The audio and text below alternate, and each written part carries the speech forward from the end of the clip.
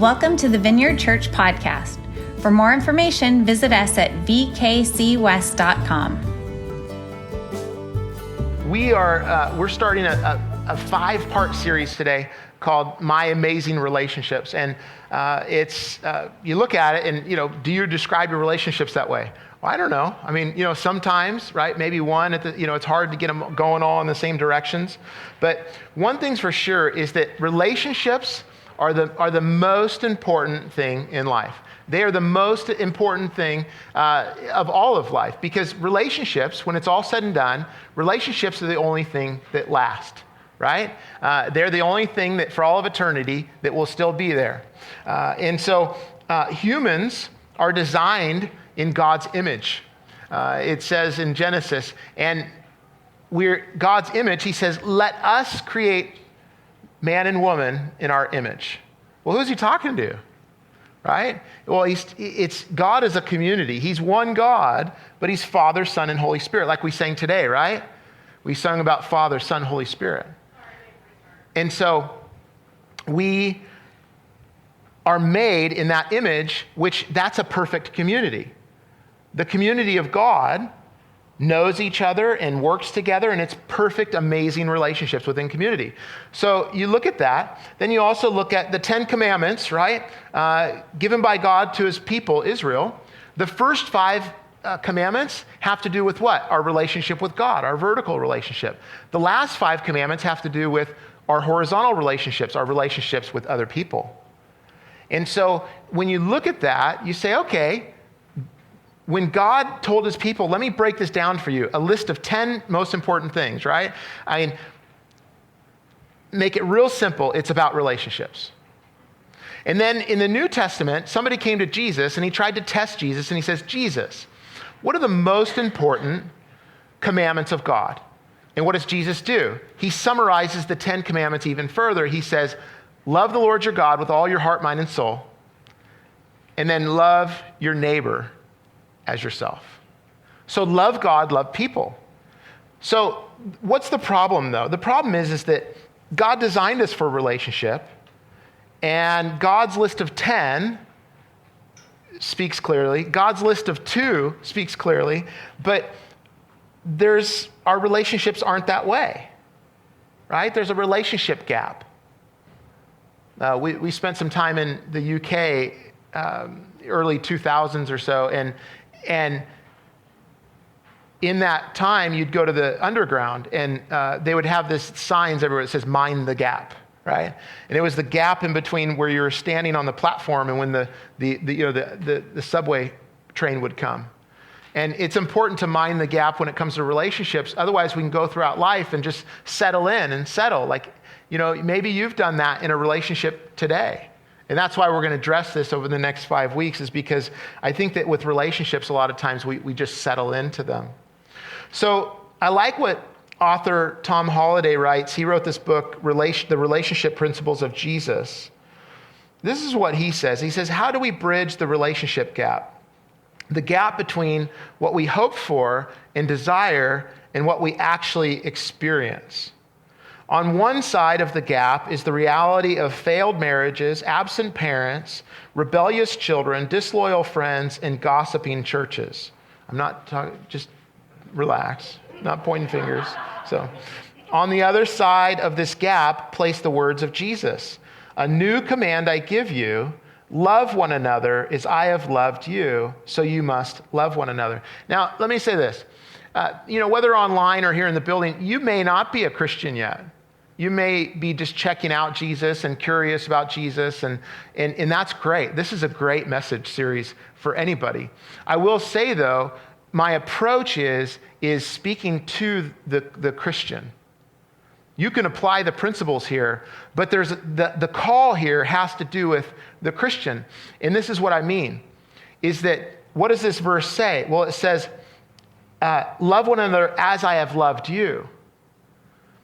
So the whole concept is that when we look at relationships, we are trying to do something that we're not capable of doing in the fallen world. That's the problem with the world, is that we're not capable of doing it because the relationship with God has been severed. And so when we try to approach one another, we can't do it. So my whole approach is, and what I'm doubling down on is that the key to amazing relationships is first receiving the love of God over and over and over again. More and more and more, receiving God's love. And then what Jesus says is then take that love and love one another. So that's our theme verse for the series. So Jesus says to his followers, past, present, and future, he says, your mission in life is to receive my love and then take it and love everybody else with that love. Not with your love, but with the love that you receive. And so in response, though, you may be thinking, okay, Cody, wait a minute.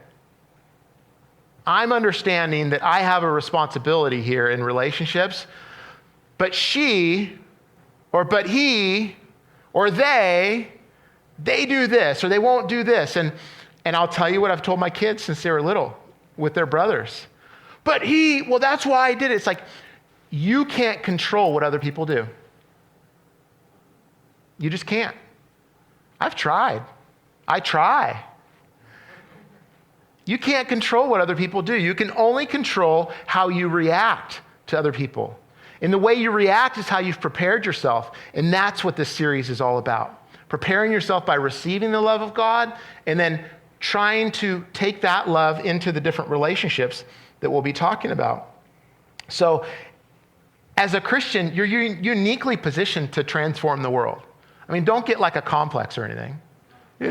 Don't get overboard here. But literally, like the problems that you see, the news and everything else that's going on in the world, and the problems you see in your neighborhood and your workplace and school place and all those things, problems you see in your family, as a Christian, you uniquely are positioned to transform the world.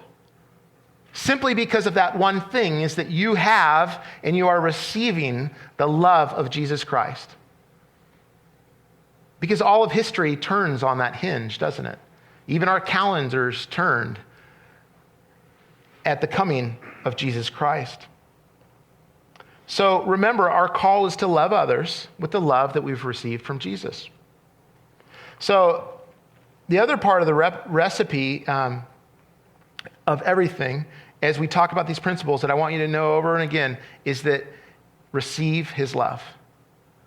Like, even if you don't do any of the other things during this 5 weeks, begin to receive his love more, and it'll be different. And I try to do this. I don't always, but first thing in the morning when I wake up, is I try, like when I sit up, I'm just like, Lord, I receive your love today. I receive your love today. Boy, what a difference when I start out thinking that during the day. John 13:34 again is our theme verse. A new command I give you, love one another as I have loved you. So you must love one another. Let's welcome God's presence and let's just pray for the series together. Lord, thank you. Thank you for your presence here today. Thank you that you've already worked in our hearts and moved in us, and we're grateful for that, God. But we want to recognize our need for you. We want to recognize our need for you in our relationships, God. We need your help, Lord. We need your help. We don't want to put any appearances, God, that we're experts when it comes to relationship. You're the expert, Lord. You're the expert, Lord. And so would you show us, Jesus? Would you lead us?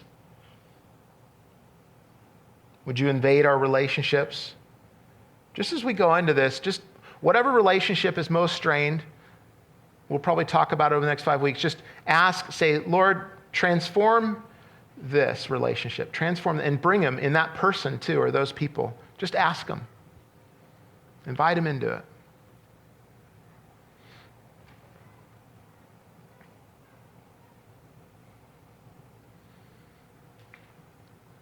Yeah, we surrender to you, Lord. Amen. Okay. All right, so there we go. All right, so today we're starting with friendship. Okay? We're doing marriage next week. Okay? It's going to be good stuff. It's going to be good. No fear. Enjoy. But we're starting with friendship, and it's so important. You know, friendship is something that's available to everybody. Friendship is not something that, you know, you're disqualified by gender or race or social status. You're not. Friendship is available to everybody. Friendship was created by God, and He created, you know, people to be in friendship. Created with Him, people to be in friendship with one another. Friendship is wonderful, right? I mean, when you're little kids, what do you want? You want a friend, right? When you're a parent, your kids go and they go to school or they're playing, they have a friend. You know, it's so great. You know, one of my sons, we were flying, when we lived in Colorado, we were flying from San Diego to Colorado, and kids seem to make friends so much easier than adults a lot of times. And so one of my sons, he ended up sitting with this other boy that was on the flight by himself, and they started talking, and by the end of the trip, they knew each other. They were fast friends. He knew what was going on, and he'd yell at us, like we're 3-4 rows up. Hey, his name's Johnny. Awesome, son. Great. We're having a good time together, Dad. You know, yelling across the thing. And then he's like, he's going to visit his grandpa. His grandpa's not well. He's sick. I prayed for him. And then near the end of the flight, you're not going to believe this. He's flying into the same airport as us right now. Right? But in that moment, there was friendship, how quick it happened. But the most difficult thing about friendship is so many people have different definitions of friendship. Right? You ever have that moment where you're like, I thought we were friends. Right? You're like building this thing, and then all of a sudden you're like, oh no, we're like something else. Well, the Greek philosopher Aristotle classified friendships into 3 categories, and I think it's really good. He classified them into the useful, the pleasant, and the good. And this is what he said about it. He said, useful and pleasant friendships, which have value, though transient, will dissolve as usefulness and pleasantness diminishes or disappears. It is only in the good that people find in mutual affection and regard can establish a permanent and trustworthy relationship that manifests itself by unselfishly and genuinely seeking the other's best. So the type of friendship we're talking about today is the good. Right? The relationships that we find out, I thought we were friends, was the pleasant or the useful. Like, this wasn't wrapped around like really mutual good. It was just wrapped around this purpose or these things. And then you find out, I guess we're not friends, right?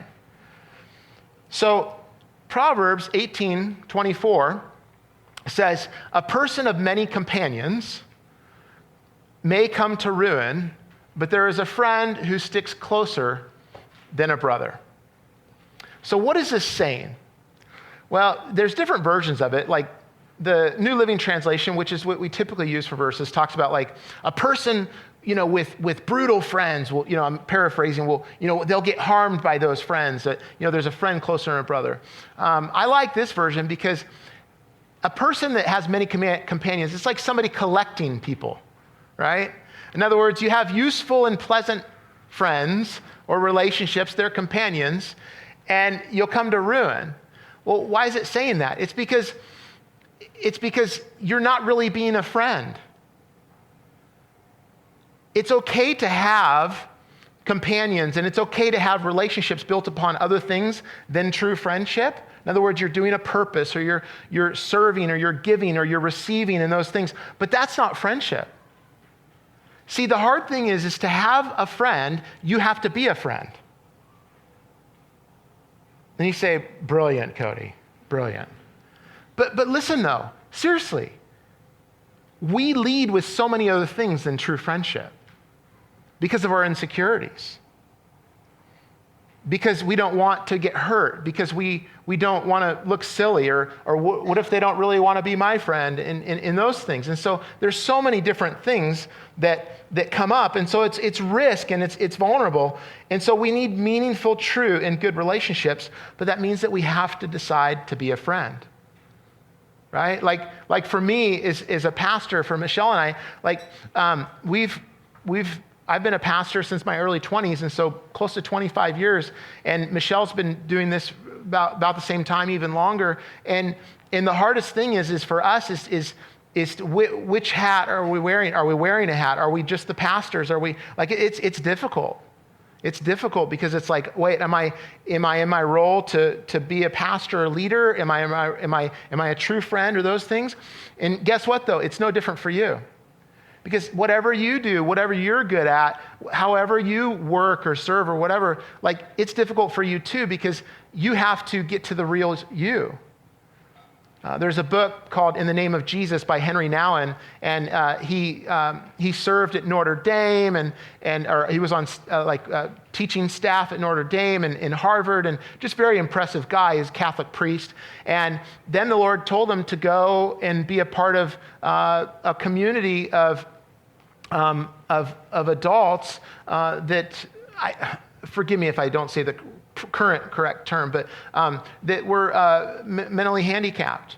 And so he went amongst them, and he writes in the book, he says, the thing that struck me first and foremost is that my degrees and my experience and all the things that I knew, like they couldn't even read his books, is what he's saying.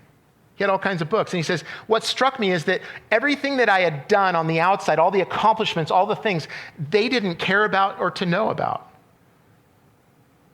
whatsoever. And so it was this awkward thing where he had to decide to be like, who am I really? It wasn't about what he did or what he'd accomplish amongst these people. And so what Jesus tells us is he tells us in John chapter 15, which is our passage for today, John chapter 15, verse 12, this is what he says. He tells us to love the same way as him. And so how do you be a friend? He says, John 15, verse 12, this is my commandment, love each other in the same way I have loved you. So love each other. So agapao comes from agape, which you've probably heard before or maybe have heard, which is agape is unconditional love, right? It's the God type love. It's the Jesus type love. It's for God so loved the world that he gave his only begotten son that whosoever would believe in him would not perish, would have everlasting life. It's the type of love that says, even though you haven't done this, or even though you've done this, I just love you perfectly. It's the God type of love. And so it comes from that root, and Jesus says, love each other unconditionally and perfectly. He's speaking to his disciples. And so we can process right away, and we can say, well, God, how has Jesus loved me? But he's speaking to his disciples. So he walked with them for 3 years at this point. This is very close to his death and then his resurrection. He had dinner with them. He washed their feet. He's talking to them at the Last Supper, and he's sharing these things with them. And he says to them, love each other in the way that I've loved you. And so what would they have referenced? What would they have thought of when they talked about how he loved them? They would have thought of friendship. That wasn't the same like a lot of rabbis. There was no expectation that disciples would be friends with the rabbi. It was more of a very kind of stern relationship. You will become like me and do these things, but there wasn't an expectation of friendship. But they would have thought of friendship when it came to Jesus. They would have thought of the acceptance that he had for them. They would have thought of the encouragement that he gave to them. They would have thought of the authenticity. Like they knew who Jesus was. He was fully present, fully himself, and he loved them all. And they saw him love other people, cross all sorts of social bounds to love all people. They would think of the challenge that he gave them, to challenge them to be better.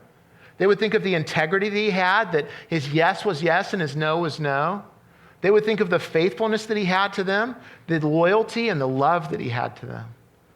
They would have probably thought of all of these moments. Oh, wow. I don't know. You want me to love other people like that? And then in verse 13, Jesus says, there is no greater love than to lay down one's life for one's friend. You are my friends if you do what I command. So Jesus stretches their understanding of this love even further. They had all these references, real life references of how he loved them and how he's just so real. And now he goes into like, hey, let me blow your mind. Let me talk about what I'm going to do next. I'm going to lay down my life for my friends. Incredible. So friendship with Jesus, though, as we see here in verse 14, is dependent on doing what he commands. So, right? Verse 14, you are my friends if you do what I command. So, obedience. So, for Jesus says obedience is what makes you his friend. If you love me, you'll obey my commands. Well, what's his command? Well, we read in verse 12. His command is to love one another. And so, here's the deal.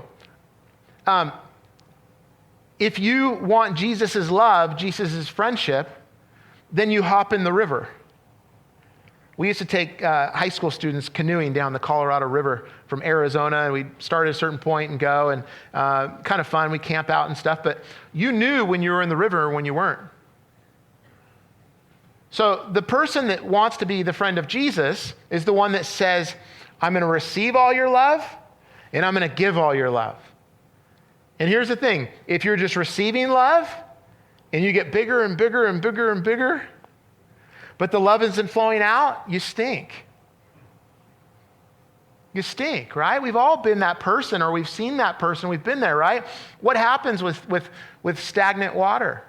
If it doesn't flow out, it stinks and it becomes murky and right? And you, like in the ponds around here, you see algae and all kinds of stuff. It doesn't stay healthy. And so what he's saying is look, if you want to be my friends, then you've got to receive love and give love. Because that's where Jesus is at, is giving love to other people. And obedience, by the way, is a joining together with Jesus. It's joining together with him. It's a being with him. It's coming up next to him in being with him. The word is used all throughout the New Testament differently, sometimes for obedience and sometimes for two things coming together. It's a doing. And so Jesus says, look, I'm showing you how great my love is, and I want to be friends with you. And so hop in, and in the midst of that, you'll love other people as well. And so in verse 15, we also see that Jesus says that friendship and life with him is about knowing and being known. So in verse 15, it says, I no longer call you slaves or servants, doulos, because a master doesn't confide in his slave or servant. Now you are my friends, since I have told you everything the Father told me. So here's what's going on. Jesus is modeling the choice to be known. Right? Isn't that the hard thing? I explained to you my struggle. I explained to you the struggle of the author that I talked about. But then you have yours too, right? Like, do I lead with my gifts and my abilities and what I can do? And then there's this facade and no one really knows the real me? Or do I decide to be known? Look what Jesus says. He says, because a master doesn't confide in his slaves, he's saying that he has done that. He's confided with them. He's shared with them. He's let them know who he is. Now you are my friends since I have told you everything the Father told me. He's opened up. He's like vulnerable with his disciples. What's hard is with the New Testament and the Old Testament is that we look at it and we think that it has to do with doing religion. No, this is just real life. This is real relationships, right?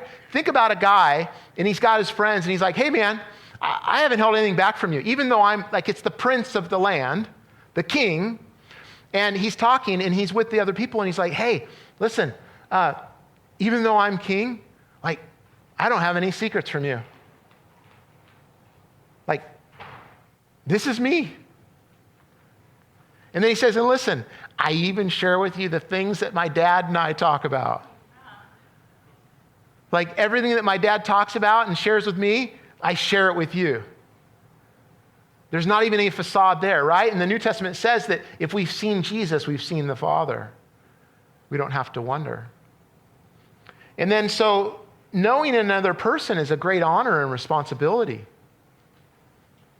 I mean, that's what's going on a daily basis, you guys, is that this struggle of deciding to be known and deciding to know others and to care. I mean, you know it. You know when you're like, wow, I really know this person. You know, in other words, like, that's real. Or all of a sudden you share something and all of a sudden you're like, okay, didn't mean to share that. But what's the fear of that? Right? It's the fear of looking bad, or it's the fear of people thinking that we don't have it all together. Right? Which is all the hidden stuff. It goes back to the fall, right? Because Adam and Eve, the first friends of God and friends of each other, they made some bad choices, sort of. Just affected all humanity for all time and everything else. But we would have done the same thing, right? Because we did, and we have. But what did they do? Right? They experienced shame, they processed differently. In their first sin, yes, they chose the apple, but their first sin in the follow-up and consequence is that they decided to not be known anymore. They hid from the Lord as he walked in the cool of the day in the garden. They hid. And God said, "Where are you?" He knew where they were, but he wanted to point out to them, "You're hiding." And then what did they do? They tried to cover their nakedness up because they didn't want to be known. And so what did God do? Well, God took an animal, and then with the skin of that animal, then they covered themselves up with that. Do you see how hiding brings death? Do you see ultimately how there had to be a payment for us hiding in the shame and keeping ourselves from one another? And yet we're so good at it. And it still brings death. It still brings separation. It still brings that because we play games and we hide. And you say, "Cody, but I've been hurt." Me too. Me too. But if you want true friendship, if you truly want to be a friend, then you have to open up. You've got to know and be known. So John 15:16, it says, "You didn't choose me, I chose you. I appointed you to go and produce lasting fruit so that the Father will give you whatever you ask for using my name." So I chose you, I appointed you, the Father will give you using my name. Jesus is modeling the choice to know another person. Like he's just showing, like, it's a choice. He chose his disciples to be with him and to be a part, and there's all kinds of theological reasons and all sorts of practical reasons and Old and New Testament. I get it. But he chose to be in relationship with them because he wanted to know them and he was all in. And then lastly, he says, "This is my command, love one another." So he says, if you want to be my friends, you'll obey my command. What's his command? To love one another. To love one another. That's actually our superpower as Christians. You guys are so talented in here. There's so many abilities. I mean, we could probably run a small country with all the abilities in here and just all the gifts and all sorts of stuff, all sorts of things. But in the intellect and the understanding of real world and practical world and in intellectual world and all sorts of things and philosophy and all sorts, I mean, really, you guys are amazing. But what will truly change the world is your love for one another. What will truly change Kansas City, what will truly change Piper, Basser, Edwardsville, Leavenworth, Parkville, Kansas City, the whole area is by loving one another. History doesn't give us any other roadmap besides that. Christians have never transformed their surroundings by any other tactics or means than just loving. Christians have always transformed all of society. The original world in the first few hundred years was transformed because people said, "Do you see how they love one another?" And Jesus said that. He says, "People will know you're my disciples by your love for one another." Part of it was like the way that they would care for the dead. Part of it was that they would serve the poor.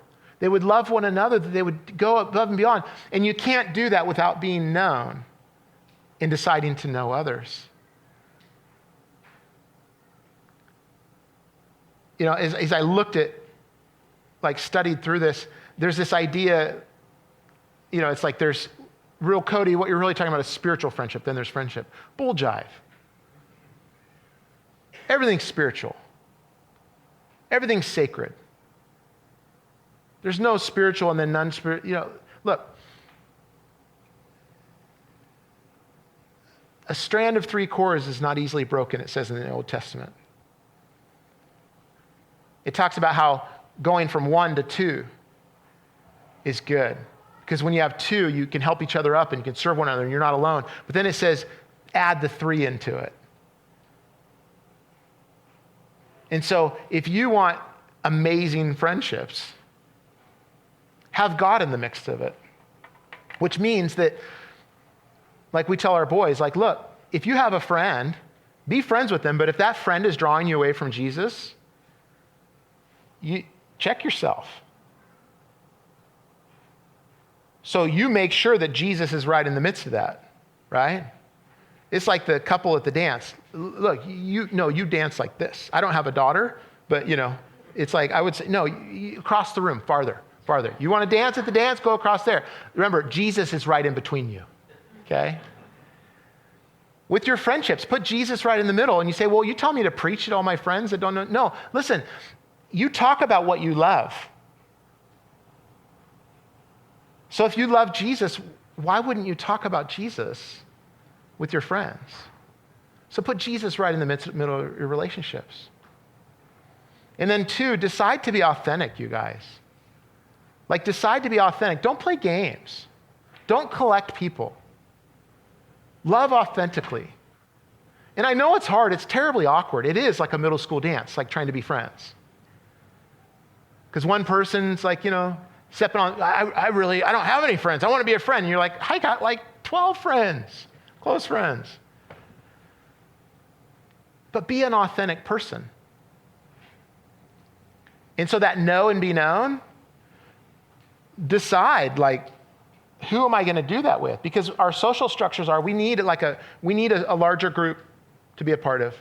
And then we need like a smaller group, like 15 to 20. And then we need like a group of like 8 to 10 or so.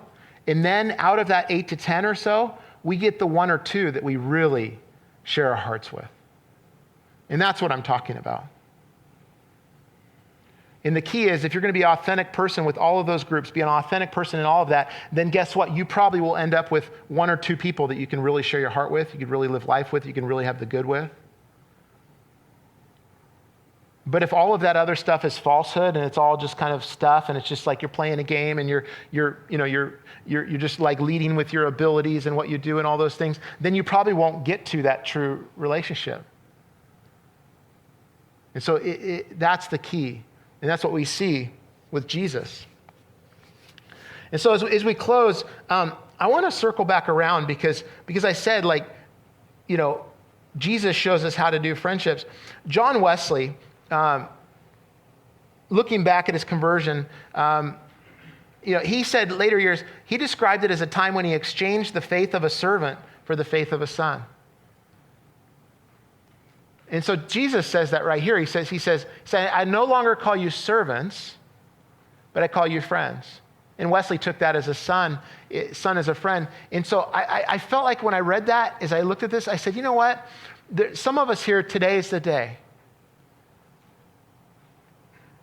Today's the day. Because, a servant views things differently than a son. And there's some here that, like, you approach Jesus like a servant. And it's kind of like a business relationship. But what if you approach him as a son? What if you approach him as a friend? Where you were going to know and be known? Like, what if it wasn't like this arrangement and, okay, you'll do what you do and he does what he does, but like, what if like your heart was fully engaged with him?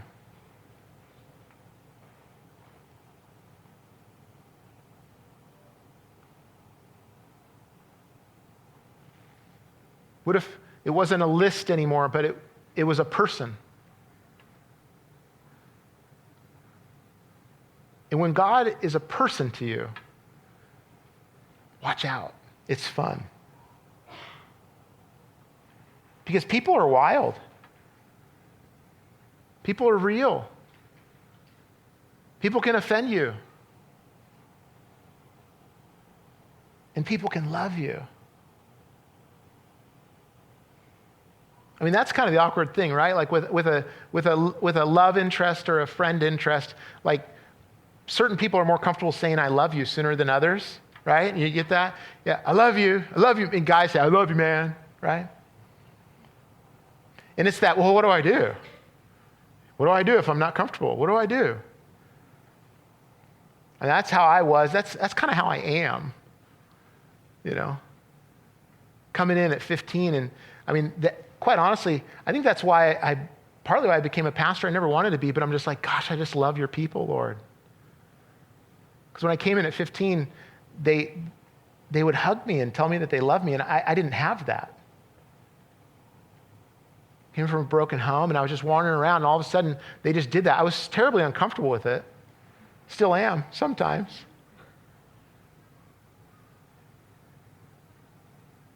But just that love. And so today, maybe that's you. Just tell the Lord, Lord, I'm ready to be a son. I'm ready to be a daughter. Show me what that's like. And I'm ready to be a friend. As you process today, you may have thought of friend relationships that you need to heal up. You may have thought of relationships that you didn't honor the Lord in. They were more using people, or they were more about pleasantness instead of, reality. Right? I mean, most of us, there's a litter of friends throughout life. The longer you're friends with somebody, the harder it is. Because people change. People struggle. People make mistakes. And so ask God fully into all of your friendships. And ask him to show you what to do. Thanks for listening this week. If you are looking for ways to serve, give, or get connected, go to vkcwest.com.